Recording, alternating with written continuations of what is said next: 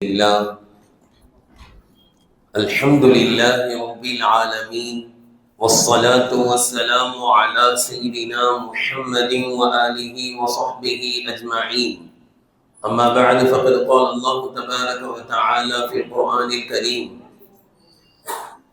قل يا عبادي الذين أسرفوا على أنفسهم لا تقنطوا من رحمة الله إن الله يغفر الذنوب جميعا إنه هو الغفور الرحيم صدق الله العلي العظيم السلام عليكم ورحمة الله وبركاته கண்ணியத்திற்குரிய கனவான்களே, பெரியோர்களே, அல்லாஹ்வின் நல்லடியார்களே, இன்று ஓதப்படவிருக்கின்ற சூரத்து ஸுமர் என்ற 39வது சூராவில் 53வது வசனத்தில் அல்லாஹ் தஆலா கூறுகின்றான், யா இபாதியல்லதீன அஸ்ரஃபு அலா அன்ஃபுஸிஹிம்,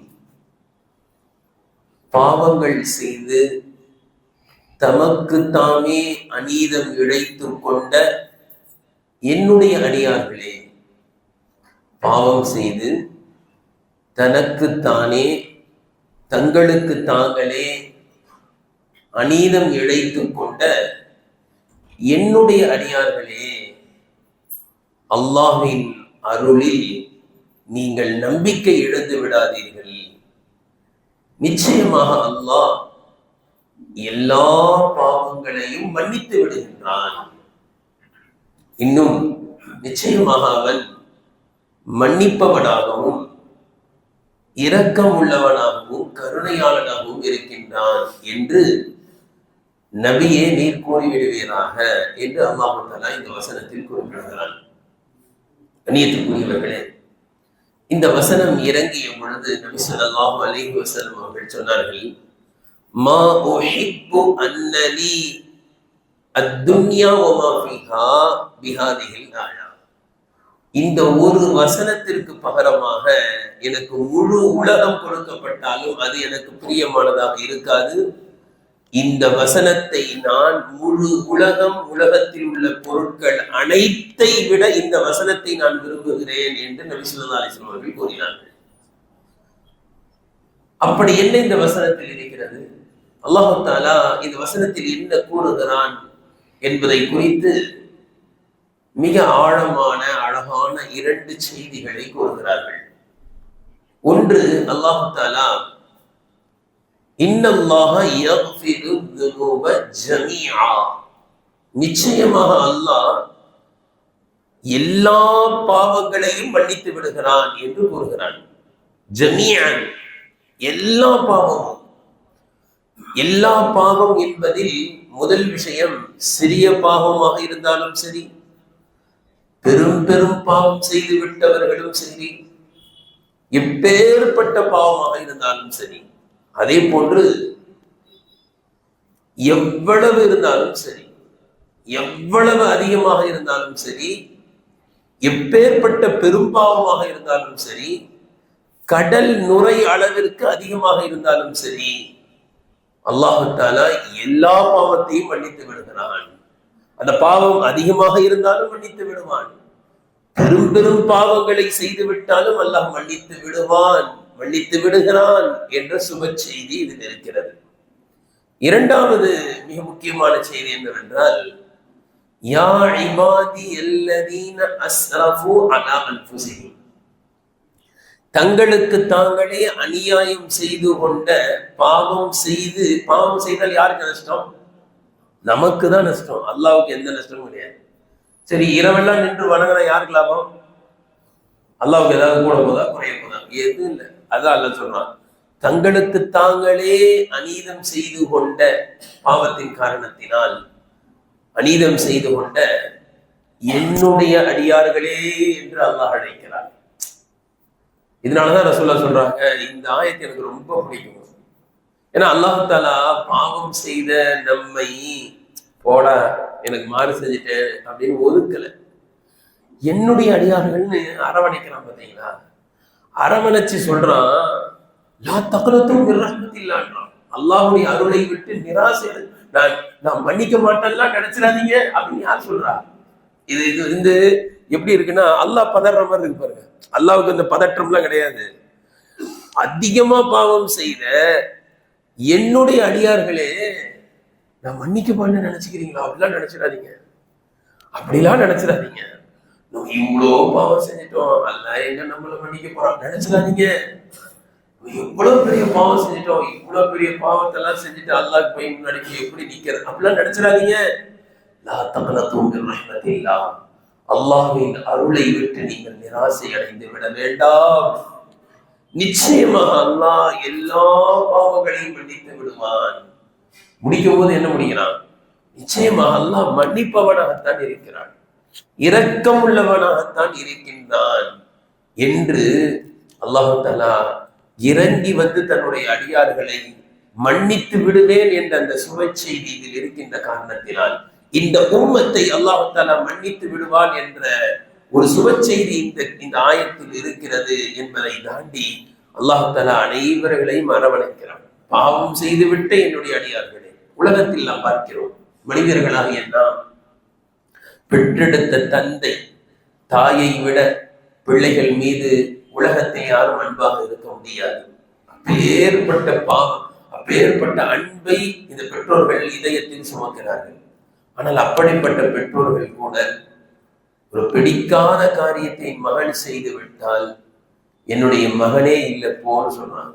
எந்த அளவுக்குன்னா, சில நபர்கள் பேப்பர்லயே வெளியிடுவாங்க, என் பையன் பேரை போட்டு இந்த கெசட்ல ஏதாவது மாத்தணும், பேர் மாத்தணும்னா என்ன செய்யணும், ஏதாவது ஒரு பத்திரிகையில வரணும். அது அந்த மாதிரி சில பெற்றோர்கள் உச்சகட்டமான கோபத்துக்கு போய் என்ன செய்வாங்க, இன்னார் என்னுடைய பையனே இல்லை அப்படின்வாங்க.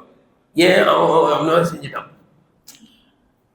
தாய் என் பிள்ளையே இல்லைன்னு சொல்லும் சில சமயங்கள். ஒரு பெண் பிள்ளை ஒரு பெரிய தவறை செஞ்சிடுச்சு, பெற்றோர்கள் என்ன செய்யறாங்க, வீடை காலி பண்ணி வேற எங்கேயாவது போயிடுறாங்க. என் பிள்ளையே இல்லை, நீ கேர் கட்டு போனா போயிட்டல்ல, ஒரேடியா போயிரு, இந்த பக்கம் வீட்டு பக்கம் வந்துடாத, என் மகளே இல்லை, என் மானத்தை வாங்கிட்ட என்று உதறி தள்ளுகின்றோம். பிள்ளைகளை கூட உதறி தள்ளுகின்றோம். ஏன்? பிள்ளைகள் கூட சில சமயம் பெற்றோர்களை உதறி தள்ளுறாங்க. ஒண்ணுமே கிடையாது. ஒரு ஒரு ஒரு லட்சம் அண்ணனுக்கு ஜாஸ்தி கொடுத்துட்டாருன்னு வைங்க, இந்த தம்பி என்ன சொல்லுவான், எங்க அத்தா பக்கத்துல பேசாதீங்க சேர்த்து, மனுஷனா என்னடா அத்தாவை எப்படி சொல்றேன், அண்ணனுக்கு 11 லட்சம் கொடுக்குறேன், எனக்கு 10 லட்சம் கொடுத்துருக்காரு. இல்ல அத்தாவா, ஒரு அத்தா இப்படி செய்வாரான்னு, என்னடா ஒண்ணு இருக்காதுங்க. இந்த மாதிரி கொஞ்சம் கூடுதல் குறைவு ஏதாவது செஞ்சிட்டாருன்னா தகப்ப இப்படி செய்வாரான்னு கேட்கிறாங்க. அத்தாவே இல்லைங்க, அவரு பெத்த அத்தாவான்னு தெரியல என்றெல்லாம் உதறி தள்ளுகின்றோம். ஒரு கணவன் தவறு செய்து விட்டால் மனைவி ஹுலா கொடுத்துருங்க, தலாக் கொடுத்துருங்கன்னு கேட்கிறாங்க. மனைவி தவறு செய்து விட்டால் உன்னை நான் தலாக் சொல்லிடுறேன் என்று ஒதுக்கக்கூடிய காட்சிகளை எல்லாம் பார்க்கிறோம். தவறு செய்தால் சகித்துக் கொள்ள முடிவதில்லை, ஒதுக்கி தள்ளுகின்றோம். ஆனால் அல்லாஹ் தன்னுடைய திருமறையில் கூறுகின்றான், எப்பேற்பட்ட பாவங்கள் செய்தாலும் நீங்கள் என்னுடைய அடியார்கள் தான், நான் மன்னிக்க தயாராக இருக்கின்றேன் என்று அல்லாஹ் தஆலா இந்த வசனத்தில் பறைசாட்டுகின்றான். கண்ணியத்திற்குரியவர்களே, குர்ஆனில் சூரத்துல் புரூஜ் என்ற ஒரு சூரா இருக்கிறது. அந்த சூரா ஒரு நிகழ்ச்சியை கூறுகிறது. அல்லாஹ்வின் தூதர் ஸல்லல்லாஹு அலைஹி வஸல்லம் அவர்கள் இந்த உலகத்திற்கு வருவதற்கு ஏறத்தாழ 70 ஆண்டுகளுக்கு முன்பு நடந்த ஒரு நிகழ்ச்சி. ஒரு கொடுங்கோல மன்னன் இருந்தான். அவன் உண்மையான இஸ்லாமியர்களை, அல்லாஹ்வை மட்டும்தான் நாங்கள் வணங்குவோம் என்று சொல்லக்கூடியவர்களை எல்லாம் நெருப்பு குண்டத்தில் போட்டு பொசுக்கினான். பல ஆயிரம் நபர்களை நெருப்பு குண்டத்தில் போட்டு பொசுக்கிட்டான். அல்லாஹ் தஆலா தன்னுடைய திருமறையில அந்த சூரத்துல் புரூஜில் அப்படியே சொல்லும்போது சொல்றான், இப்படிப்பட்ட சித்திரவதைக்கு உள்ளாக்கப்பட்டார்களே அவர்கள் என்ன பாவம் செஞ்சாங்க? அல்லாஹ் அழகா சொல்றான், وَمَا نَقَمُوا مِنْهُمْ إِلَّا أَن يُؤْمِنُوا بِاللَّهِ الْعَزِيزِ الْحَمِيدِ. அசீஸ் ஹமீதாக இருக்கக்கூடிய அல்லாஹ்வை தவிர நாங்கள் யாரையும் வணங்க மாட்டோம் என்று சொன்ன ஒரே தவறை தவிர வேற எந்த தவறும் செய்யவில்லை. அந்த தவறு மாதிரி சொல்லலாம். வேற என்ன செஞ்சாங்க? அவங்க நாங்க அல்லாஹ்வை மட்டும்தான் வணங்குவோம் அப்படின்னு ஸ்ட்ராங்கா இருந்தாங்கல்ல, அதை தவிர அவர்கள் எந்த பாவமும் செய்யவில்லை. இன்னைக்கு பாக்குறோமா இல்லையா? முஸ்லிம் என்ற ஒரே காரணத்திற்காக கொத்து கொத்தாக கொல்லப்படுகிறார்கள். இந்த மாதிரிதான் ஒரு மன்னன் என்ன செஞ்சா, அப்படியே ஆயிரக்கணக்கான மக்களை தீக்குண்டத்தில் போட்டு எரித்தான். அல்லாஹ் தஆலா சொல்றான், இந்த முஸ்லிம்களை சித்திரவதை செய்தார்களே, இன்னல்லதீன ஃபத்தனுல் முஃமினீன வல் முஃமினாத், பல முஃமினான ஆண்களையும் பல முஃமினான பெண்களையும் சித்திரவதை செய்தார்களே, செய்துவிட்டு பிறகு அல்லாஹ்விடத்தில் மன்னிப்பு கேட்காமல், சும்மலம் யதூபு, பிறகு அவர்கள் வருந்தி மன்னிப்பு கேட்கவில்லை. எனவே ஃபலஹும் அதாபு ஜஹன்னம், அவர்களுக்கு நரகத்தின் வேதனை உண்டு என்று கூறுகிறார். இந்த ஆயத்துல நம்ம நல்லா கவனிச்சா ஒரு விஷயம் வழங்கும். முஸ்லிம்களை சித்திரவதை செஞ்சாங்க. முஸ்லிம் என்ற ஒரே காரணத்திற்காக தீக்குண்டத்தில் போட்டு எரித்து பொசுக்கினார்கள். இப்படிப்பட்ட இவர்கள் அல்லாஹ்விடத்தில் பாவ மன்னிப்பே தேடாம மூத்தா போயிட்டாங்க. எனவேதான் நரக தண்டனைன்றான். இதனாலதான் இந்த ஆயத்தை ஹசனுல் பஸ்ரி ரஹ்மத்துல்லாஹி அலைஹி சொல்லும் போது என்ன சொல்றாங்க, உந்துரு இலா ஹாதிஹில் கரமி வல் ஜூத், அல்லாஹ்வினுடைய கருணை, அல்லாஹ்வினுடைய அன்பை நீங்கள் இந்த வசனத்தில் சற்று சிந்தித்து பாருங்கள். கத்தலு அவுலியாஅஹு, தன்னுடைய நேசர்களாகிய இஸ்லாமியர்களைத்தான் அவர்கள் கொன்று குவித்தார்கள். இருந்தாலும் கூட அப்படிப்பட்ட கொடுங்கோளர்களை கூட மன்னிப்பு கேளுங்கள், மன்னித்து விடுகிறேன் என்று அழைக்கிறானே. மன்னிப்பு கேட்டிருந்தால் நான் மன்னித்து இருப்பேன். இவ்வளவு வேலை செஞ்சுட்டு மன்னிப்பு கேட்காம போயிட்டாங்க. அதனாலதான் இன்றைய யூதர்களுக்கு கூட பதுவா செய்ய பயமா இருக்கு. அவங்க முஸ்லீமாயி அல்லாஹ் மன்னிச்சிரு அப்படின்னு கேட்டாங்கன்னா அல்லாஹ் என்ன செஞ்சுருவான்? உடனே மன்னிச்சிருவான். பல முஸ்லீம்களை கொன்று குவித்தார்களே, அதை பத்தி அல்லாஹ் கவலைப்பட மாட்டான்.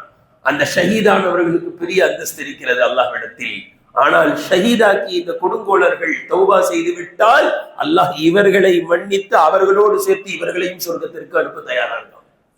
இவ்வளவு பெரிய இரக்கம் உள்ளவன், இவ்வளவு கொடுங்கோளர்களை கூட மன்னிக்க கூடியவன், அல்லாஹ்வின் நேசர்களை கொன்று குவித்தவர்களை கூட அல்லாஹ் மன்னிக்க தயாராக இருக்கிறான் என்றால் அல்லாஹ் தஆலா நாம் செய்த பாவங்களை மன்னிச்சிட மாட்டானா? அதுக்கு ஒரு சந்தர்ப்பம் தான் இந்த ரமலானுடைய மாதம்.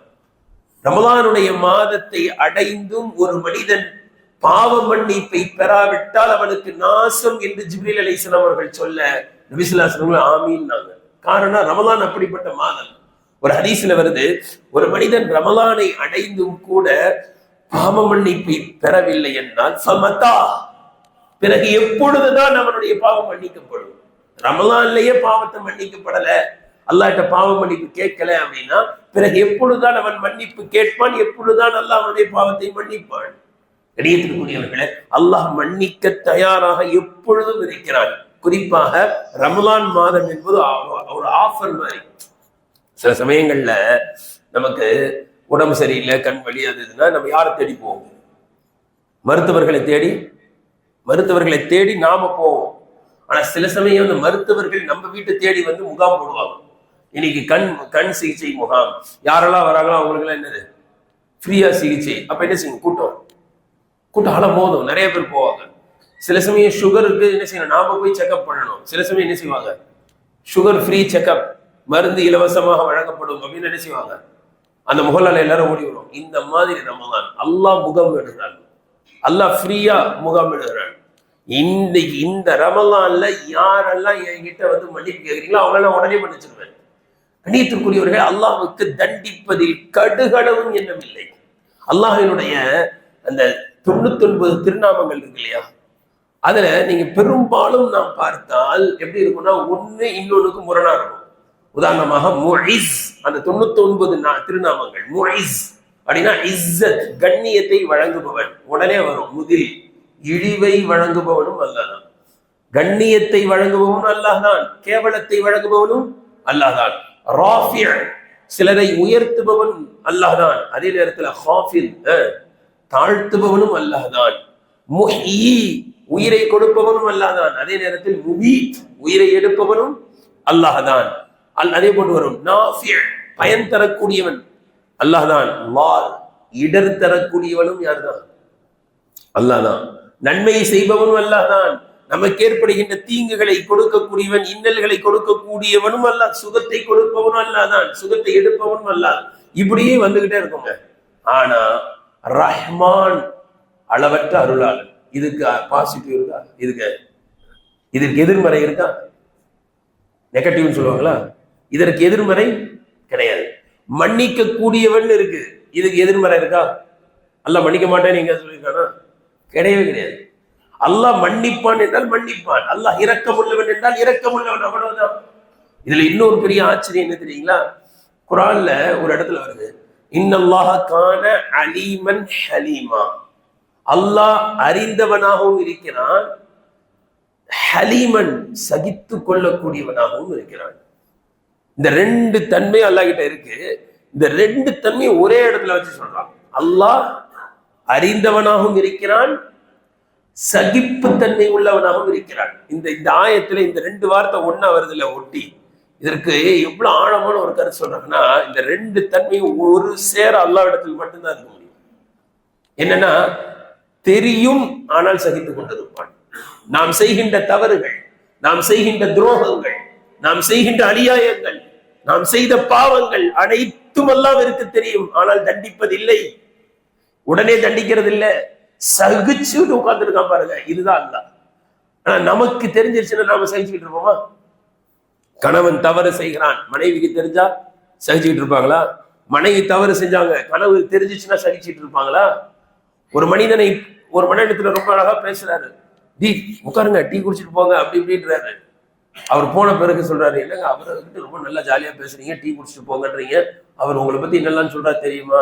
என்ன சொல்லுவான் சொல்லு. கேட்டு வாங்கின பிறகு மறுநாள் சொல்லுவோமா, டீ குடிச்சிட்டு போயா, இங்க வாயா, என்னை பத்தி என்ன சொன்ன அப்படின்னு தான் கேட்போம். தெரிஞ்ச பிறகு சகிச்சுக்கிட்டு இருக்க முடியாது. அவரை பற்றி தெரிந்த பிறகு நம்மால் சகித்துக் கொள்ள முடியாது. ஆனால் அல்லாஹ் தன்னை பற்றி சொல்கிறான், அல்லாஹ் எப்பேற்பட்டவன் என்றால், அடியார்கள் செய்கின்ற எல்லா தவறுகளையும் அறிந்தவன், ஆனாலும் சகித்துக் கொண்டே இருப்பான். இன்னொரு பெரிய ஆச்சரியம் என்ன தெரியுங்களா? அல்லாஹ் தஆலா பாவம் செய்தவர்களை குர்ஆன்ல வாலிம் சொல்வாங்க, அநியாயக்காரன். ஏன்னா நமக்கு நாமே தான் அநியாயம் செஞ்சுக்கிட்டோம். அநியாயக்காரன், பாவம் செய்தவர்கள். இந்த பாவம் செய்தவர்களை குறிப்பதற்கு அநியாயம் என்பதிலிருந்து அல்லாஹ் தஆலா வார்த்தைகளை பயன்படுத்துவான். இதுல பாவம் செய்தவர்களுக்கு 3 விதமான வார்த்தைகளை அல்லாஹ் பயன்படுத்துறான். ஒண்ணு லாலிம் அப்படின்னா என்ன அர்த்தம்? பாவம் செய்தவன். இன்னொன்னு இருக்கு லலூம் அப்படின்னா அதிகமாக பாவம் செய்தவன். லாலிம்னு என்ன அர்த்தம்? பாவம் செய்தவன். நல்லா கவனிச்சுக்கிறேன் இதை. லாலிம் பாவம் செய்தவன். இன்னொன்னு இருக்கு லலூம் அதிகமாக பாவம் செய்தவன். இன்னொன்னு இருக்கு லல்லாம் மிக அதிகம் பாவம் செய்தவன். இதற்கு மாற்றமா அல்லாஹ் தன்னை பற்றி அறிமுகப்படுத்துறான். காஃபிர் பாருங்க, லாலிம் அதே மாதிரி எது இருக்கும்? காஃபிர் அப்படின்னு என்ன தெரியுமா அர்த்தம்? கொஞ்சம் பாவம் செஞ்சியா அந்த கொஞ்சம் பாவத்தையும் நம்ம நினைச்சிருவேன். ரெண்டாவது லலு அப்படின்னு என்ன அர்த்தம்? அதிகமாக பாவம் செய்தவன்.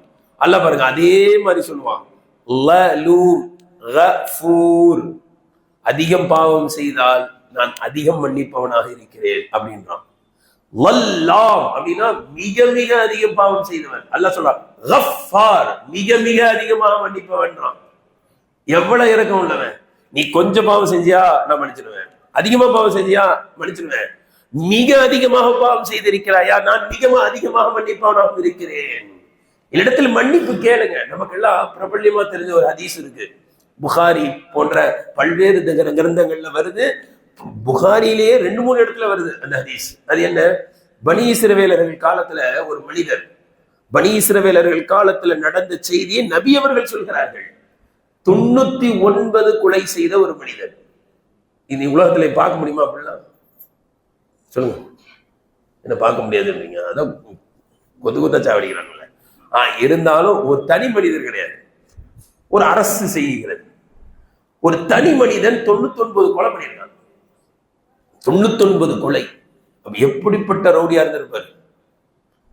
அது மட்டும் இல்ல, கொலை நடக்குதுன்னா அதுக்கு பின்னணியில பல விஷயங்கள் நடந்திருக்கும், பல பாவங்கள் நடந்திருக்கும். ஒரு ஆளை இல்லாம ஆக்குறான்னா அதுக்கு பின்னால நிறைய விஷயங்கள் இருக்கும். இவ்வளவு பாவத்தையும் செஞ்சிருக்கிறார் ஒருத்தர். 99 கொலை. ஒருத்தர் கேட்கிறார், 99 கொலை செஞ்சிருக்கேன், அல்லாஹ் என்ன மன்னிச்சிருவானா அப்படின்னு. அவர் பக்குவம் இல்லாத, என்னன்னா 99 கொலை செஞ்சா அல்லாஹ் உன்னை எப்படா மன்னிப்பான், படம் பாவியனா. இந்த ஆளு அவரையும் போட்டார். கொஞ்சம் உஷாரா இருக்க வேண்டாம். 99 கொலை செஞ்சவன் கொஞ்சம் வகையா இருப்பான், கொஞ்சம் கோபக்காரனா இருப்பான், கொஞ்சம் எப்படி நடந்துக்கணும்னு தெரியாம இவர் பாட்டுக்கு உன்னை விட எல்லாம் மன்னிப்பானோன்னு, என்ன மன்னிப்பானோன்னு கேட்டி அப்படின்னு போட்டார். என்ன ஆயிடுச்சு, இப்ப செஞ்சுரி அடிச்சிட்டாரா, 100 முடிஞ்சு கதை. ஆனாலும் உள்ளத்துல அல்லாஹ் என்ன மன்னிக்கணும்ன்ற ஆசை அவர். இன்னொருத்திட்ட போறாரு, அவர் கொஞ்சம் பக்குவமான ஆள், சொல்றாரு இந்த மாதிரி நான் 100 கொலை பண்ணிட்டேன், அல்லாஹ் என்ன மன்னிப்பானா. அவரு இந்த மனிதருடைய சூழ்நிலையை பார்த்து சொன்னாரு, அல்லாஹ் ஒண்ணு கண்டிப்பா மன்னிப்பான், ஆனா நீ இருக்கிற இடம் சரியில்லை. சில சமயம் அப்படிதாங்க, இருக்கிற இடம் சரியில்லை, சேர்வார் சரியில்லை, சரௌண்டிங் சரியில்லைன்னா உடனே என்ன செய்யணும், வீட சொல்லுங்க மாத்திரணும். இவர் பாட்டுக்கு வெளிநாட்டுல இருப்பாரு, வீடு எங்கேயாவது இருக்கும், காட்டுல சேரி ஏரியால இருக்கும். அந்த மாதிரி இடம்லாம் கண்டிப்பா பள்ளிவாசல் பக்கத்துல நல்லவங்க இருக்கிற இடத்துல என்ன செய்யணும், வீட்டை கொண்டு வந்து வைக்கணும். சொன்னா நீ இருக்கிற இடம் சரியில்லை, முதல்ல நீ இங்க இருந்து போய் நல்லவங்க இருக்கிற இடத்துக்கு போ, அல்லாஹ் பாவத்தை மன்னிச்சிருவான். ஏன்னா பாவத்தை மன்னிக்கிறதுக்கு முதல்ல பாவத்தை விடணும். நீ இங்க இருந்தா 99ல இருந்து எங்க போயிட்ட, 100க்கு போயிட்ட. நீ இங்கேயே இருந்தா 100ல இருந்து எங்க போயிடுவ, மொய் எழுதுற மாதிரி 101க்கு போயிடுவ. முதல்ல நீ இங்க இருந்து காலி பண்ணி என்ன செய், அங்க போ. உடனே அவர் ஆசை என்ன பண்ணாரு, கிளம்பி போக ஆரம்பிச்சிட்டாரு. நான் அங்க போறேன். போற வழியில அவருக்கு ஹார்ட் அட்டாக் வந்துருச்சு, புகாரில வருது. அப்படியே நெஞ்சு வலி தாங்க முடியல, நெஞ்ச புடிச்சுக்கிட்டு அப்படியே நெஞ்ச புடிச்சுக்கிட்டு இப்படியே சரிஞ்சிட்டாரு. ரூஹ் போற மாதிரி ஆயிடுச்சு. ரஹ்மத்துடைய மலக்குமார்கள் வந்துட்டாங்க, நரகத்தின் மலக்குமார்கள் வந்துட்டாங்க, அதாபுடைய மலக்குமார்கள் வந்துட்டாங்க. நாமெல்லாம் குரான்ல இருந்து ஒரு செய்தியை கேள்விப்பட்டிருக்கோம். மலக்குமார்கள்லாம் யாரு, தவறு செய்வாங்களா சொல்லுங்க? மலக்குமார்கள் தவறு செய்ய மாட்டாங்க, மலக்குமார்கள் பாவம் செய்ய மாட்டாங்க, மலக்குமார்கள் அல்லாஹ்வுக்கு மாறு செய்யவே மாட்டாங்க, குரான்லயே இருக்கு. அப்பேற்பட்ட மலக்கு கூட இங்க 2 பேர் வந்துட்டாங்க. இந்த மலக்குமார்கள் சொல்றாங்க நாங்க இவருடைய ரூஹ சொர்க்கத்துக்கு கொண்டு போகிறோம். அந்த மலக்குமார்கள் சொல்றாங்க இல்ல, இவரை எங்க கொண்டு போகிறோம், நரகத்துக்கு கொண்டு போகிறோம். எந்த தவறும் செய்யாத மாணவர்கள் கூட தவறு செய்ய மாதிரி ஆயிட்டாங்க. 2 பேருக்கும் இங்க போட்டி, சண்டை சச்சரவு யாருக்கிட்டதான் இருக்கும், மனிதர்கள் கிட்டதான் சண்டை எல்லாம், கருத்து வேறுபாடுலாம் யார்கிட்ட தான், நம்ம கிட்டதான். அப்படின்னு பார்த்தா எங்கேயும் கருத்து வேறுபாடு சொல்லுங்க. மலக்குமார்கிட்டயே கருத்து வேறுபாடு இருந்தா நம்ம கிட்ட கருத்து வேறுபாடு இருக்காதாங்க. சண்டை போட்டு சாவக்கூடாது. பாவமே செய்யாத மலக்குமார்களே என்ன செய்யறாங்க, எப்படிப்பட்ட கருத்து வேறுபாடு, விட்டா நரகத்துக்கு கொண்டு போயிருவாங்க, விட்டா நரகவாசியை சொர்க்கத்துக்கு கொண்டு போயிருவாங்க. அப்படித்தானே? 2 மலக்குமார்கள் இங்க பிரச்சனை பண்றாங்க, நாங்க தான் கொண்டு போவோம், நாங்க தான் கொண்டு போவோம். இடையில இப்லீஸ் பூந்து ஒரு வேலையை பண்ணான். அவன் என்ன சொன்னா, ஆனா அவுலா பிஹி அன்னஹு லம் யாசினி சாஅத்தன் கத்து. இவர் நம்பாலு நான் நின்னுக்கிட்டேன், இவரு நம்பாலு எனக்கு ரொம்ப டியர், ஆனா அவுலா பிஹி எனக்கு ரொம்ப டியர் ஃப்ரெண்டு சொல்லிட்டு சொல்றான், கொஞ்ச நேரம் கூட எனக்கு மாறு செஞ்சதே இல்லை அவரு, நான் சொல்றதெல்லாம் கேட்டு நடந்தாருன்றான். அப்ப என்ன அர்த்தம், ரஹ்மத்துடைய மலக்குமார்கள் போக யார் தூக்கி போக, இவரு அதாவுடைய நரகத்தினுடைய மலக்குமார்களை தூக்கிட்டு போகன்றான். நின்று இந்த வேலையை வர அவன் பண்ணிட்டு இருக்கான். சுபஹான் அல்லாஹ், அல்லாஹ்வுடைய கருணை வந்துச்சு. மலக்குமார்களை பார்த்து அல்லாஹ் சொன்னா, 2 பேரும் என்ன பண்ணுங்க, அவர் கடந்து வந்த தூரத்தை அளந்து பாருங்க, இனி கடக்க போற இடத்தையும் அளந்து பாருங்க அப்படின்னு சொல்லிட்டு அல்லாஹ் தஆலா அவர் கடந்து வந்த பாதை, இந்த இன்னும் போக வேண்டிய பூமியை பார்த்து சொன்னா, நீ சுருங்கி விடுன்ட்டான். அளந்து பார்த்தா ஷிபுரன் வருதுங்க ஹதீஸ்ல, 1 ஜான் அதிகமாயிட்டார். அந்த 1 ஜான் அதிகமானது எப்படின்னா, அந்த நெஞ்சை புடுத்திக்கிட்டே சரிஞ்சாருல்ல, இந்த பக்கம் சரிஞ்சிட்டாரு, சரிஞ்சதுல 1 ஜான் அதிகமாகிட்டார்.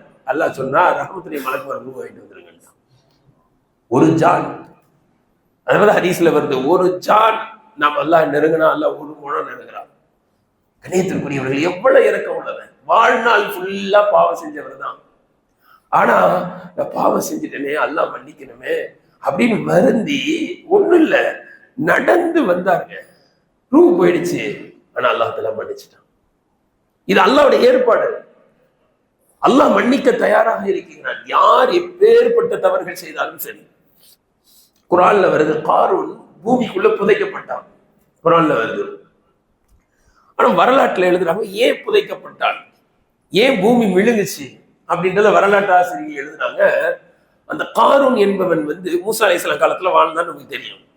ஃபிரௌனும் மூசா அலைஹிஸ்ஸலாம் காலத்துல வாழ்ந்தவன் தான். ஆனா ஃபிரௌன் யார் அப்படின்னா திபுத்தி இனம். அவனுடைய இனத்துக்கு திபுத்தின்னு சொல்லுவாங்க. கொடுங்கோலன் மன்னன். மூசா அலைஹிஸ்ஸலாம் பனி இஸ்ரவேலர்கள்ல உள்ளவர்கள்.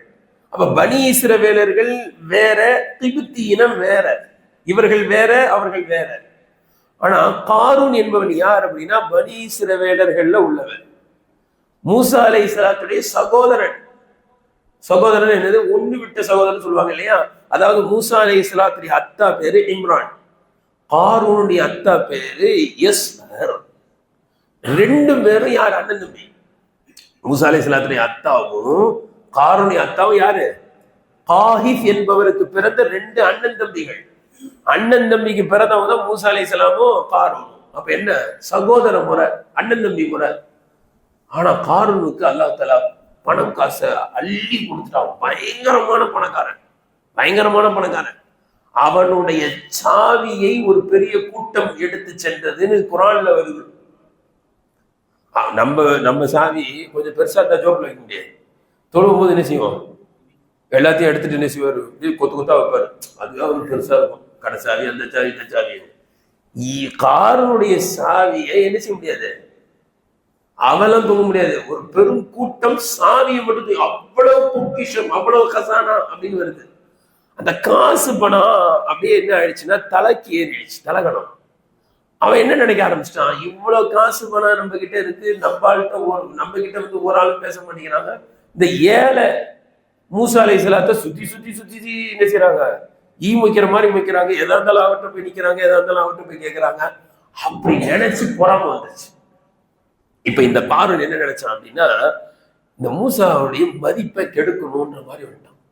அல்லாஹ்வின் தூதர் அப்படின்னு நினைக்கல, மதிப்பை கெடுக்கணும், மரியாதையை கெடுக்கணும் அப்படின்னு நினைச்சுக்கிட்டே இருக்கும்போது மூசா அலைஹிஸ்ஸலாத்துக்கு ஒவ்வொரு சட்டமா வச்சு அதுல ஜக்காத்துடைய சட்டம் வந்துச்சு. நாம ஜக்காத் எவ்வளவு கொடுக்குறோம், 100க்கு நாமளே 2.5. மூசா அலைஹிஸ்ஸலாம் சொன்னாங்க 1000க்கு 1 கொடுக்கணும் தான் சொன்னாங்க. 1000க்கு 1 அப்படின்னாங்க. உடனே மக்களை கூட்டிட்டான். கூட்டி பார்த்தீங்களா, ஒவ்வொரு சட்டமா சொல்லிக்கிட்டே வந்தாரு. கடைசியா என்ன கேட்கிறாரு, உங்ககிட்ட இருந்து காசை கேட்க ஆரம்பிச்சிட்டாரு. பார்த்தீங்களா, பனி இஸ்ரவேலர்கள் ஏதாவது யூத பயலுக்கு தானே. உடனே பில்டேஷ், ஆமா இன்னொன்னா சொல்லிட்டே வந்தாரு, அது செய்யுங்க இது செய்யுங்க. கடைசியில் என்ன கேட்கிறாரு, காசை கேட்கிறாரு அப்படின்னா. காரூன் அதுக்குதான் இவரை இப்படியே விடக்கூடாது, என்ன செய்யணும் சொல்லுங்க செய்யலாம் அப்படின்னு. இவருக்கு எப்படியாவது என்ன செய்யணும், இழிவை ஏற்படுத்தணும். இவர் இப்படியா விட்டா நம்ம காசெல்லாம் பிடிக்கிறாருன்னு சொல்லி என்ன பண்ணா, இந்த ஊர்ல இருக்கிற விபச்சாரியை கூட்டுவாங்க. கூட்டு வந்தா இவங்கிட்ட இருக்கக்கூடிய தங்கங்கள் நகைகளை கொடுத்து, என்னிடத்தில் மூசா தவறாக நடந்து கொண்டான்னு சொல்றான். இவன் மூசா அலைஹிஸ்ஸலாம் வராங்க. இவன் தைரியமா கூப்பிடுறான், மூசா இங்க வாங்க, என்ன வேலை பண்ணீங்க, நான் என்ன வேலை பண்ணேன்னு சொல்லுமா, நீனே சொல்லுட்டான். அது சொல்லுது, இந்த மாதிரி மூசா அலைஹிஸ்ஸலாம் தவறு. மூசா அலைஹிஸ்ஸலாம் ஆடி போயிட்டாங்க. எல்லா சபையில வச்சு இப்படி சொல்லிடுச்சு. மூசா அலைஹிஸ்ஸலாம் கேட்டாங்க, தௌராத்தை இறக்கி அல்லாஹ் நீ சத்தியம் விட்டு சொல்லு, ஒழுங்கா நான் அவன்கிட்ட தவறா நடந்துக்கிறேன்னு சொல்றீங்க. அதுக்கு பயம் வந்துச்சு. என்னது, அல்லாஹ் மேல சத்தியமாவா, அல்லாஹ் மேல சத்தியம் செஞ்சு போய் சொல்றது பாருங்க. ஒரு விபச்சாரி கூட அல்லாஹ்வுடைய பயம். அது உடனே சொல்லிருச்சு, நீங்க அப்படிலாம் பண்ணல, அல்லாஹ்வின் தூதர் நீங்க, காரூன் தான் சொன்னா, அது பாருங்க இதெல்லாம் எனக்கு தந்தான்னு சொல்லிருச்சு. உடனே மூசா அலைஹிஸ்ஸலாம் காரூனை பார்த்து கோவம் வந்துருச்சு. யாழ்லான்னு கையெழுத்திட்டாங்க. அப்ப அல்லாஹ் சொன்னா, சரி ஒண்ணும் இல்ல, பூமியை விழுங்க சொல்லுங்க, என்ன செய்யும், காரூனை விழுங்குன்னு அல்லாஹ் சொன்னான். இவன் மூசா அலைஹிஸ்ஸலாம் சொல்றாங்க, பூமியை விழுங்கு அப்படின்னு சொன்னாங்க. அது அப்படியே விழுங்க ஆரம்பிக்குது. அவனுடைய கரண்டை கால் உள்ள போகுது. காரூன் பயந்து கதறா, மூசா மூசா பயந்து, நான் என்ன மன்னிச்சிருங்க, விட்டுருங்க, நான் தப்பு பண்ணிட்டேன், விட்டுருங்க. முழுங்கு, நான் முழங்கால் போயிடுச்சு. கதறா, மூசா மூசா மன்னிச்சிருங்க, மூசா மன்னிச்சிருங்க அப்படின்றான். இடுப்பு போயிடுச்சு. முழுங்கண்ணா, கழுத்து வந்துருச்சு. கழுத்து மட்டும்தான் இருக்கு. மூசா மூசா மன்னிச்சிருங்க மன்னிச்சிருங்க, விழுங்கன்ட்டாங்க, உள்ள போயிடுச்சு. அல்லாஹ் கேட்டானா, என்ன மூசா கொஞ்சம் கூட இறக்க இல்லையா? எத்தனை தடவை கூப்பிட்டா? என்ன ஒரு தடவை ரப்பேன்னு கூப்பிட்டு நான் அப்படியே ஸ்டாப் பண்ணியிருக்கேன். அவன் என்ன கூப்பிட உங்களை கூப்பிட்டான், உங்களுக்கு இறக்கம் வரல. ஆனா என்ன ஒரு தடவை ரப்பேர் கூப்பிட்டுருந்தா நான் உடனே மன்னிச்சிருப்பேன். என்ன வகி வந்ததாக வரலாறுல எழுதுறான். கணியத்துக்கு இவ்வளவு இறக்கம் உள்ளது. அல்லாஹ் மன்னிக்க தயாரா இருக்கான். இந்த ரமலான் மாதம் அதற்கான ஒரு அழகான சந்தர்ப்பம். அல்லாஹ் என்ன செய்யறான், இறங்கி சொல்றான், இது இந்த சந்தர்ப்பத்தை பயன்படுத்தணும். நான் எல்லாம் எப்பேற்பட்ட பாவம். சில சமயங்கள்ல என்ன வந்துடும்னா, சைத்தா எப்படி உள்ளத்துல போட்டு கெடுத்துருவானா, நான் என்ன பாவம் செஞ்சேன். சில பேருக்கு அப்படி ஒரு எண்ணம், நான் யாருக்கும் அநியாயம் செய்யல, இப்படி எல்லாம் ஒரு எண்ணங்கள். ஆனா நம்ம எப்படி சிந்திக்கணும் தெரியுங்களா? வெளிரங்கத்துல பாவம் தெரியாதுங்க, உள்ரங்கமான பாவம் நிறைய இருக்கு. சில சமயங்கள்ல வெளிரங்கத்துல பாவம் செஞ்சிருக்க மாட்டாரு, ஆனா அதை விட ரொம்ப மோசம், ஒரு மனுஷனை அழிச்சிடும் உள்ரங்கமான பாவம். பெருமை, பொறாமை, வஞ்சகம், சொந்த பந்தத்தை முறிச்சு வாழ்றது, இதெல்லாம் என்னது, அதை விட பெரிய மோசமான பாவம். இவர் போய் விபச்சாரம் செய்யல, யாரையும் ஏமாத்தல, கடன் வாங்கிட்டு தரல, இப்படி எல்லாம் கிடையாது. வெளிரங்கத்துல எந்த பாவம் கிடையாது. ஆனா உள்ளத்தில் இருக்கக்கூடிய பாவம் அதை விட மோசம். சைத்தான் நம்மள அப்படியே கெடுத்துருவான். நீ என்ன பண்ண, நீ யாருக்கு என்ன பண்ண, ஆனா உள்ளத்துல இருக்கக்கூடிய பெருமை அதை விட மோசமானது. எல்லாத்தையும் விட்டு அல்லாஹ் இடத்துல பாவம் பண்ணிட்டு தேடணும். செயல் ரீதியான பாவம் மட்டும்தான் இல்ல, செயல் ரீதியான பாவத்தை விட உள்ள ரீதியான பாவங்கள் ரொம்ப மோசம் எழுதுறாங்க. எப்படி? ஹஜ்ரத் ஆதம் அலைஹிஸ்ஸலாம் அல்லாஹ் தஆலா இதை சாப்பிடாதேன்னு சொன்னா என்ன செஞ்சிட்டாங்க?